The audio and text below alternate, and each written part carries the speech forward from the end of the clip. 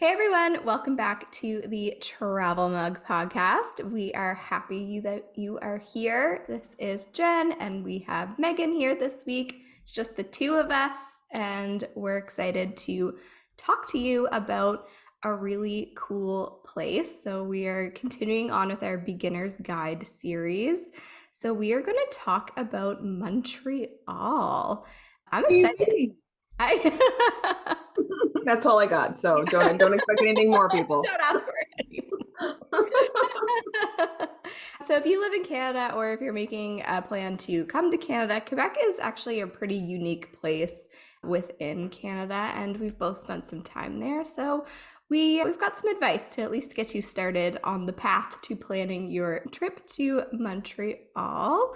So, let's go. Megan, why Montreal? Let's start with the obvious question.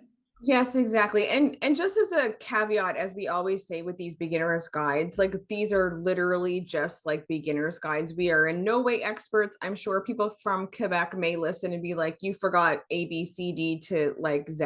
And Yeah. that may be true, but this is really just to get people started. So let's dive into why Montreal. So obviously, as most of us know, I guess, Montreal is full of sights and sounds and great food and has a European feel right within Canada. I mean, for us, I know, I'm sure both of us, Jen, that's enough. We're good here. Yeah. That's enough of a reason. But if you do need more, Montreal also has a rich history, including old Montreal, great museums, professional sports, lots of accommodation choices, and it is the French capital of our only 100% French province, of course, Quebec. It's unique, really, with really great architecture, festivals throughout the year, and it can be a really great place to explore all of Quebec from, and then head to Atlantic Canada if you wish, maybe even go into New Brunswick or down along the eastern seaboard of the US. A lot of people from Quebec, I see them in the US when we're in the northeastern seaboard. So great jumping off point as well. I think it's also key to mention too, there are many different neighborhoods in Montreal besides downtown and old Montreal, which kind of get a lot of the focus. And that includes the Latin Quarter, Chinatown, the Village, and Little Italy, just to name a few. Each has their own style, shops, coffee shops, cafes, restaurants. There's really so much to explore. So let's maybe dive in and talk a little bit deeper on some of these things. And let's maybe start with the obvious. Do you have to speak French to go to Quebec? Do you have to? No. But Quebec's official language is French. Montreal is pretty diverse, pretty bilingual. There's universities and colleges, so there's plenty of English spoken. And I know people personally that live in Montreal that don't really speak French. So you don't have to speak French to visit, but I feel like knowing a little bit will help you go a long way. But also, like street signs are only in French, basically. It is the official language. So keep that in mind. I mean, a stop sign is still like shaped like a stop sign. So, you It's know, just correct. That's all. you can figure it out, I think.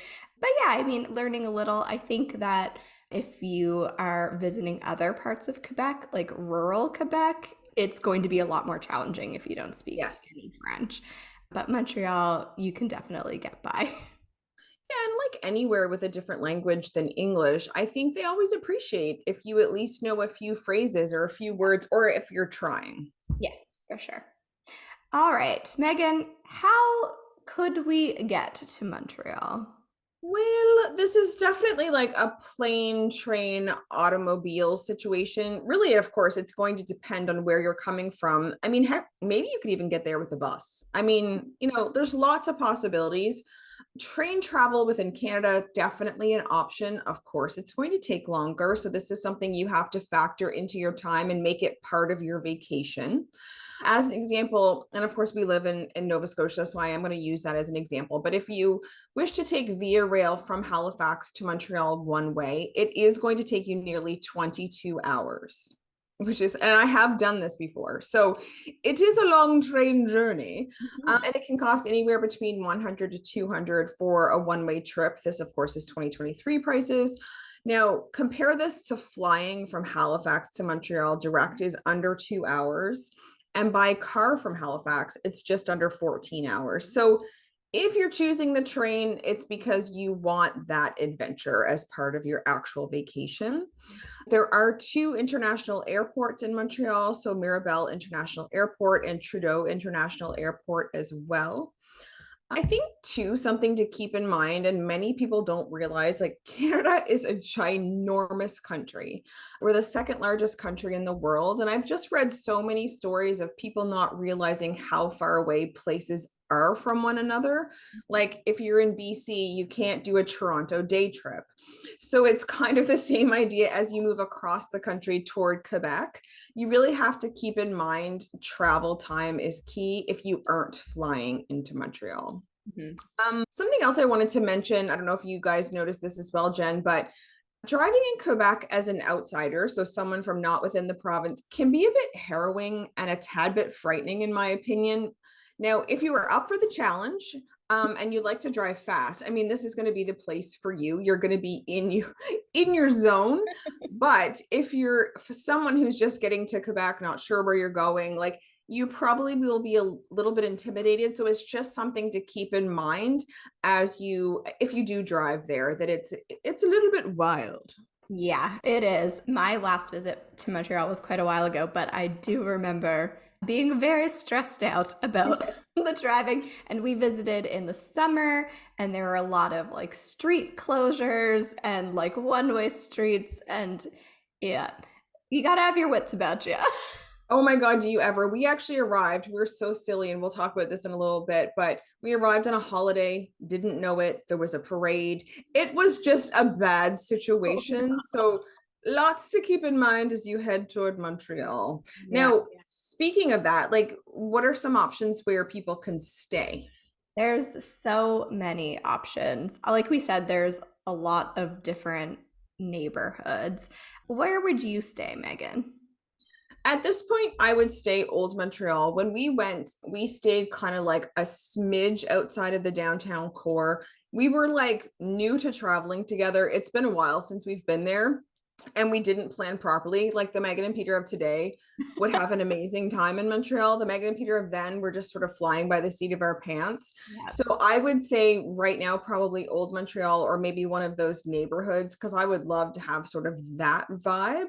Yeah. Now, what about you? Where did you guys stay when you went? We stayed in downtown Montreal. We were like maybe a block up from St. Catherine Street, which we'll talk about in a second, but that's kind of like the main street in Montreal. Right. And it was really great because it was really walkable. So we took our car to a couple of things, but we mostly just left our car where it was and walked, which was really really convenient because like we said the driving is crazy.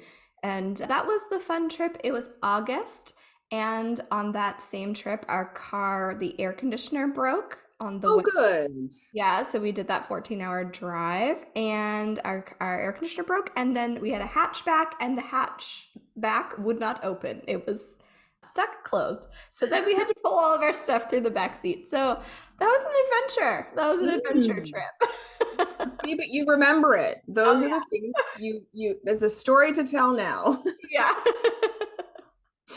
So, like we said, Montreal has a wide variety of places to stay, like upscale hotels, Airbnb, interesting bed and breakfast. Like any North American city, make sure that you book in advance because, places will book up. And also keep in mind that the city is quite busy with sports, racing events, conventions. Like there's so much going on. So, not only booking your hotels in advance, but like train or plane tickets and just looking and Googling and seeing if there's anything major going on while you're there. Obviously, if you're going for that event, woohoo, good for you. Right. But if you want Right. to maybe avoid the crowds that might come with the event, just a quick Google. And Quebec also has some additional holidays that kind of the rest of the country doesn't celebrate. So check out those too. It pays to do a quick Google of your dates. You don't want to get caught in a parade, if you know what I'm Oh saying. yeah. I mean, maybe you do. Maybe you do. I mean, maybe you do, but I think we should talk if that is the case. Let's talk about our favorite subject. Mhm. I mean, where to eat. I love it. We love I food. know, I know. And you may be unaware, but we aren't sure how. But when people think of Montreal, they usually think of two things. I mean, maybe there's more, but I know there's two major things for sure: Montreal bagels and poutine, however you wish to say it. We're not going to judge here in the podcast. And honestly, we get it. Like, those are things that we think of too. And you're going to be able to find, of course, both in many spots around the city. I do have to mention a notable spot for poutine is since 1968. It's open 24/7. And again, there's gonna be some French names here, so I have to say in advance, I may butcher, but it's Poutine La Banquise, Banquise. So like it's 3 a.m. What are you gonna do? You're gonna go for a 24/7 poutine. I mean, obviously. What else would you do? To be sure, because it's been a while since we've both been to Montreal, we kind of wanted to give you some suggestions on restaurants. So we did reach out to a current Montreal resident. Thank you, Natalie. She's a local. So we wanted to give you a couple of options. So grab a pen and a paper, pull out your phone, and obviously do some research in advance as well, because you may need to make reservations. And you may want to look for some spots that are near your hotel, of course. But these are just a couple of suggestions, and they're very apparently well known spots. So, for fans of smoked meat, which I think Montreal smoked meat sandwiches are also very popular, there's a spot called Schwartz's Deli. Steak and seafood, apparently, this is internationally famous. It's called Joe Beef. Now, again, I've never heard of it, but who am I? People You're who don't eat red meat, that's who we are. Yeah. that is very true. That is very true. Nor have we been to Quebec in the last few years. Yeah. A fine Parisian style bistro, so it's called L'Express. Italian, the restaurant name is Nora Gray, which I really like for some reason. If you're looking for modern eclectic cuisine with French influence, there's something called Bouillon Bilk, which has a popular lunch menu as well. So if you maybe wanted to sneak that in there midday. If you're looking for hearty Quebecois fare, there's a restaurant called Au Pied de Cochon. I hope I got that evens close. And then sushi fans, you could head to Restaurant Park, which is with Chef Antonio Park. Apparently, the sushi is to die for. So, this is just a snippet of all the cuisine possibilities. I really think, just in general, Montreal is a foodie's dream. So, look up what you're looking for, look up what you enjoy, and make a list, and maybe make some reservations in advance as well. Yeah. I'm big fan of reservations in advance now. I couldn't go without it. I do it in Yeah. my little Liverpool town now every time. You're going to do it if you go to Montreal then. Yeah. Excellent. So once you've got your belly full, or maybe before, if you don't want to walk around with a full belly, Yeah. what should people see, Jen? Talk to us. All right, let's start with Old Montreal because, like we said, it is beautiful and a great place to visit, even if you're not staying in that area. So, it is a historic neighborhood that dates back to the 1600s, which wild. I know. And it has a lot of beautiful buildings like Montreal City Hall, the Hotel de Ville, the Place d'Armes, Public Square, the Notre Dame Basilica, and many more. So wander down St. Paul Street. It is the oldest street in the city. Take it in. It is stunning. Definitely loved that part of Montreal. What else you got? Then we have Montreal Park. So Montreal, Montreal. Might be where the name comes from. It is a pretty large park, lots of trails to wander through. And just make sure that you take in the views of the city from the Condiaronk Belvedere. Gives you a really beautiful expanse of the city. So definitely take that in. So you can visit the Olympic Park where the Olympics were hosted in a while ago. We're going to tell you about that later. 70 Where? something off the top of my head. It was 1976. It was the year I was born, and I'm very aware it was a while ago. Megan remembers. It was a while ago, guys. Wow, that was rude, Jen. You didn't know you walked into that, but I got into that. I got you. So the Montreal Tower at Olympic Park is closed right now we are right now July 2023, but it is scheduled to open sometime in fall 2024. So when you sometime when it is open, you can go right up to the top of the world's tallest inclined tower. It is, Wow. on an incline. So If you watch the video, she shows us what an I'd incline. show you what an incline is, but I think Tune you into our YouTube channel. Olympic Park also hosts concerts and other events throughout the year, so check it out and see what is going on. Definitely. The next one I enjoyed. You guys went to this as well, did you? I have not been to this. No. Oh, it's lovely. It was very humid in there. So it's the Montreal Botanical Garden. I really enjoyed it. Okay, the Jardin Botanique. It's stunning. It features themed gardens, greenhouses, which I'm assuming is where I was really warm, and over 22,000 species of plants, plus an indoor waterfall. As of now, adult admission is $22, so it's not cheap, but you can spend a lot of time there wandering. I do recommend it, especially like if you're there in the summer, it is also really warm there. So if you do want to get out of the glaring sun, it is a really great place to go in, and it's an enjoyable, calming place in my opinion. Yeah. I'm sad that we didn't go because I have seen pictures, and yeah, next time. So Definitely. nearby the Olympic Park and the Botanical Gardens is the planetarium. It's super cool. I had a lot of fun here. So you can learn about astronomy in immersive theaters. They have other exhibits. The theater, like you literally are like lazy boy backing into. I'm doing a lot of visuals Ocean. for this podcast. Yes, I love it. You literally like lay back and look up, and it is super cool.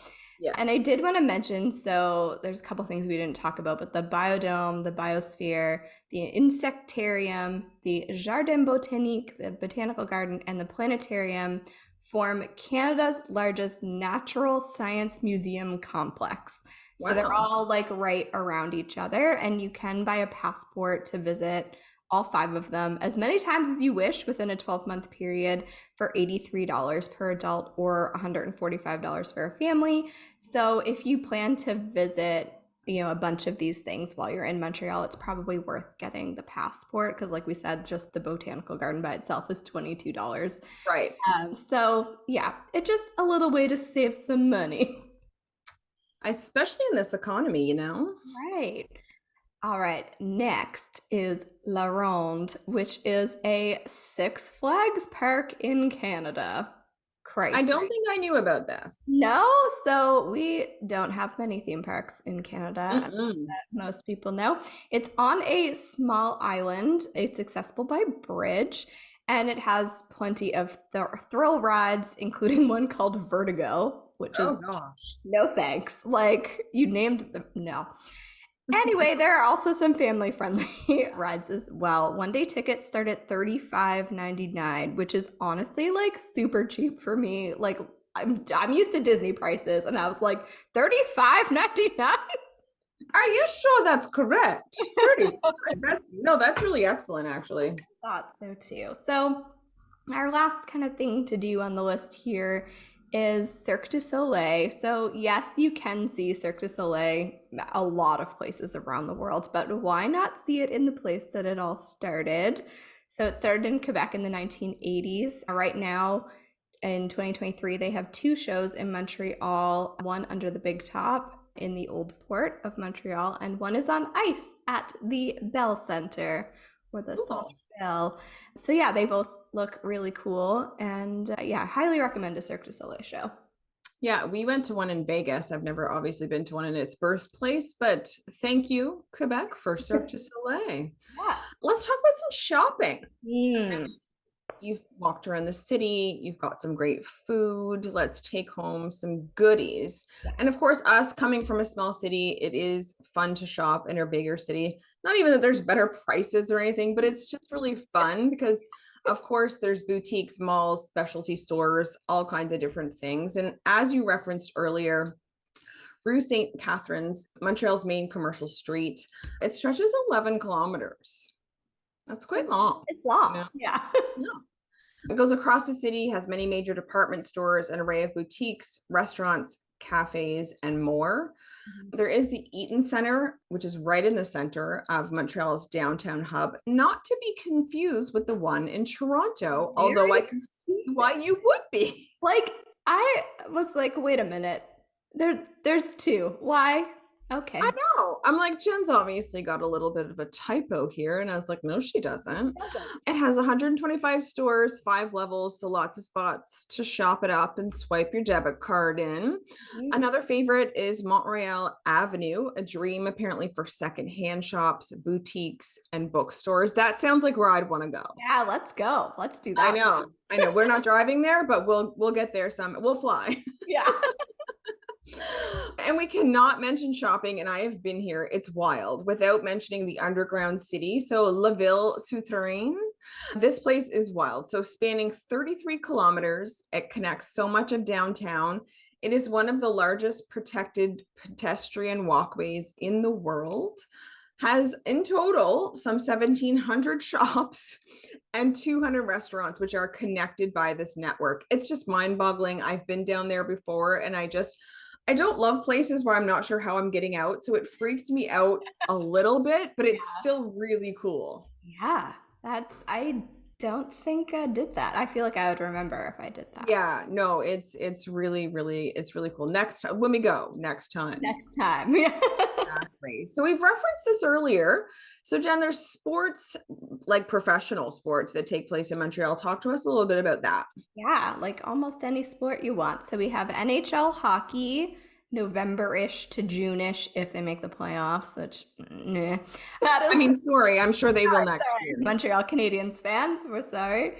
We have the CFL, the Canadian Football League, the Montreal Alouettes, June through October. MLS, professional soccer, Montreal Impact is March through November. We got the Formula One Grand Prix, usually the first or second week of June, and the Montreal Alliance, the Canadian professional basketball team. Season is mid-May to the end of July. So you gotta be real specific about your dates if you want to go to that. Because you blink and that season seems to be over. Yeah, it is an incredibly short. That's a lot of sports though. Like, and it spans a lot of the year. So, like, if you're into sports and you just want to see something live, you can catch it in Montreal. Yeah, for sure. Love that. All right. So we have the return of the fun facts. I love a fun fact. We do. We love a fun fact. So I want to say the first fun fact, if you intend to visit over Canada Day, keep in mind that July 1st is moving day in Montreal. A tradition that dates back many years, but it is literally the day that people move within the city, like apartments. It's a lot of students. My cousin actually, this is his first year. He's just starting his second year at university in Montreal. And so he just did his first big like moving day. Oh, And I think it was really exciting, but my uncle went up to help him move and said, it was crazy. Like people are just walking down the streets carrying stuff. Like it's wild out there. and So like on a holiday. yeah, on a It's like, why are you trying to make life more tough for yourself? But I mean, tradition is tradition, but it doesn't always have to make total sense. yes.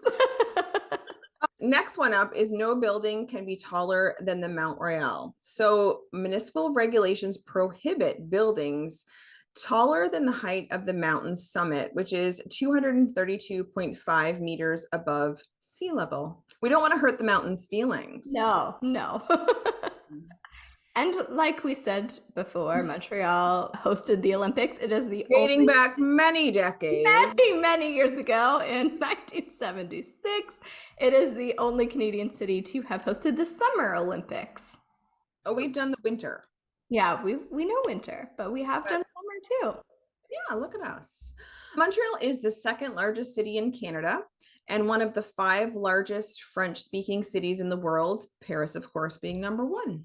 I hate it when people give lists and it's top 5. Well, what's number 1, people? Tell us number 1.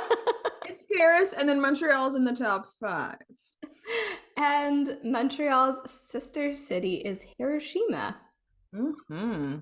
Interesting. And finally, Legend has it, John Lennon's Give Peace a Chance song was written at the Queen Elizabeth Hotel in Montreal on June 1st, 1969.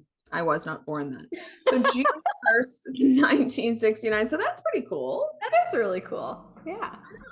I know. So I think, a girl's trip to Montreal sounds like fun. I mean, let's wrap up this podcast so we can go plan that.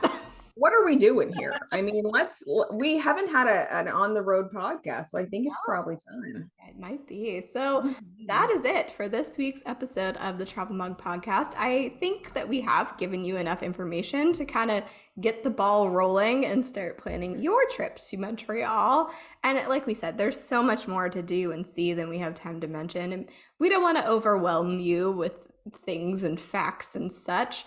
So continue to do your own research and plan all the things. I got my fancy dancy research notebook right here, Megan, that people can grab on our merch store.